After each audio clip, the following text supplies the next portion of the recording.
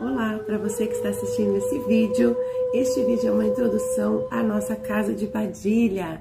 Essa egrégora maravilhosa dessa grande rainha. Eu sou Maria de Oxum e a primeira regra desta casa é o Ubuntu. Somos o que somos porque todos somos nós e todos somos filhos de Maria Padilha. Sejam muito bem-vindos! Olá! Hoje eu vim falar para vocês sobre esse assunto tão intrigante e ao mesmo tempo tão interessante. A briga de cabeça, que também se conhece por briga de coroa, ela existe? Será que é importante mesmo? Será que é tudo isso que falam pra gente? Como que é isso? Como que funciona? Eu vou estar explicando isso para vocês no desenvolver desse vídeo. Nosso espírito escolhe nascer e trazer karmas, outras vidas. Nascemos ligados até mesmo à numerologia em que vamos vir. Há, por exemplo, orixás que vêm de nascença com esta ligação. Há alguns orixás que, vindo na nossa numerologia, principalmente na coroa, que é aqui o importante, né? Então, acabam vindo por si só, com a responsabilidade de desenvolvimento, com a necessidade de que se seja um pai e uma mãe de santo. Ah, mas por que eu tenho que ser pai ou mãe de santo? Porque geralmente e provavelmente seja o objetivo em que gere vidas, em que ame a vida, em que traga justamente a passagem deste conhecimento e transforme mais vidas, cada vez mais levando adiante o nome de Maria Padilha. Então, dentro da situação, por exemplo, de uma pessoa nascer com 5, tem que ser mãe de santo. A pessoa vem então trazendo ali o 3. Deveria nascer mãe de santo, pai de santo de berço já. Sabendo na máxima de que Ogum não perde nenhuma batalha, então sim, essa seria mais uma vitória que deveria ser alcançada e não viver-se só o pejorativo disso. Então existe a briga de coroa sim. Um belo exemplo disso é, por exemplo, quando o 11 está no Odu e a coroa está no 5 ou vice-versa. Então, ali nós teríamos um grande problema, uma grande briga de cabeça, porque Yansan está na coroa, mas Oxum não abre mão do filho. Então, isso a partir do momento que entra em briga, como a gente fala, de coroa, traz sintomas físicos. Sintomas para o dia a dia, não somente físicos, mas também, né? Ontem, Capa Preta estava em terra e disse uma coisa bem interessante, que a depressão, ela é identificada pela ciência e reconhecida por sintomas físicos que traz através do psique da mente. Assim também é a fé. Então, hoje já reconhecida de forma pela ciência por trazer sintomas, sim, físicos. Não é? De felicidade, de mudança, de impulso. E então, assim também é a briga de cabeça, traz sinais de que dentro do seu dia a dia, até mesmo no seu corpo, está respondendo a uma briga de coroa. O Oxum não é de abrir mão de um filho e Oxum sim rouba os filhos que não são seus.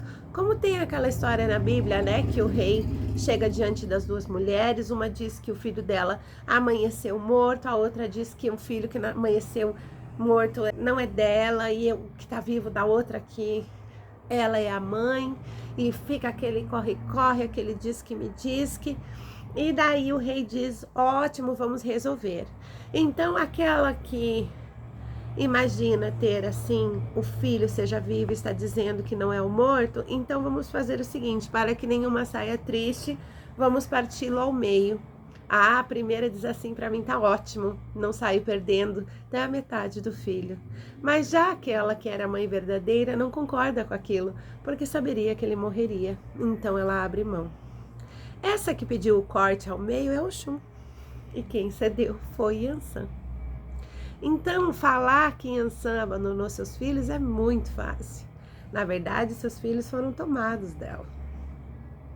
Tanto que Yansan sai dessa confusão calada, porque ela não podia gritar, escoltada até a porta para ser expulsa do castelo, e no meio do seu caminho acha um búfalo e o rasga na unha. Imagine você que para ela ter feito isso foi justamente pelo aquele grito que ela teve que silenciar, né? E a dor de ter ali os seus filhos tomados de si. Então, neste processo, por exemplo, uma pessoa que passa pela situação de estar em briga de cabeça, precisa estabilizar. Então, é onde precisa se fazer processos em que a cabeça, a coroa venha a ser estabilizado, o seu ori, né? Então, bori que se faz tratando o orixá. Bori é quando se dá de comer o orixá na cabeça. Outras já precisam ir ali caminhando para uma camarinha, para uma feitura, e assim vai. Existem processos onde que, durante esse período, a pessoa fica assim, olha, num dia ela quer tudo, no outro dia ela não quer nada. Ela, num dia, quer um apartamento onde ela viva a vida inteira, seja feliz para sempre, no outro dia ela quer ir embora. E quer morar no interior do estado, do país. Ela quer viver e envelhecer ao lado do amor, amanhã ela já não quer mais. Ela tem insônia, ela tem mudanças de apetite, ela tem, por exemplo, sintomas do intestino e do estômago reativos de forma praticamente instantânea, ou seja, tudo que ela come passa mal. Ela tem aquela busca do que ela não sabe o que é como se você tem um buraco na alma. E, por exemplo, também existem os períodos depressivos. Vou dar um exemplo para vocês. No meu caso, quando chegou ao limite da briga de coroa, já era mãe pequena. Fiz a mãe de santo, no Oxum, porque daí chegou nesse momento ali do limite da coisa, eu caí de cama. Eu fiquei, acho que quase 30 dias deitada de cama, não conseguia levantar. Aí o meu pai de santo foi, jogou bi e a caboclo desceu, aquela confusão, para que então assim alimentasse com bori de Iansã, mas a minha feitura saísse na Oxum e isso fosse decidido e finalizado. E realmente a estabilidade para a minha cabeça que isso trouxe foi uma coisa grandiosa. Por estarem num estado de cobrança tão grande, também sou feita, raspada, adochada e catulada no candomblé. Para vocês terem uma ideia, tudo que eu comia eu passava mal. Tudo. Dormir era uma coisa assim, quase que um privilégio de deuses, assim, sabe? Eu cheguei a ficar 4 meses sem dormir. Dormindo quando o corpo chegava em exaustão, 1 hora por dia. O tempo que eu tinha a primeira briga de cabeça, vou voltar um pouco mais atrás para vocês entenderem. Eu fazia academia de manhã, eu corria 5 quilômetros, isso várias vezes durante a semana. E aí voltava, deixava assim a refeição dos meus filhos prontos, que ele ia para a escola. E depois eu ia trabalhar 15 horas por dia, né? E dormia muito pouco. E no outro dia eu estava online ali. Eu digo para vocês como que eu aguentava. Mas eu era extremamente agitada e acelerada, principalmente pelo fato assim de que eu não tinha um sossego para deitar na cama, fechar o meu olho e respeitar a necessidade que o meu corpo tinha do descanso. E justamente isso é um sintoma de briga de cabeça. Aí fiz o primeiro bori, daí fui todo um processo, que o importante é você respeitar o processo para chegar a um propósito. Então fiz o meu primeiro bori, fiquei ali para me recuperar, entender o que estava acontecendo. Então entrei em conexão, dei de comer ao orixá no meu ori. Lembro que no primeiro dia eu dormi 16 horas. O pai de santo achou que eu tinha morrido. Não dormia nunca, né? Então ele me balançava assim para ver se eu podia estar viva, né? E eu não podia falar, porque então eu fiquei recluída, né? Então eu só fazia assim, né? Que tava tudo bem. E então as coisas começaram a mudar, a caminhar. Aí logo eu fui ser mãe pequena, como eu disse para vocês. Fiquei alguns anos nesse processo, até que chegou esse limite da briga de cabeça.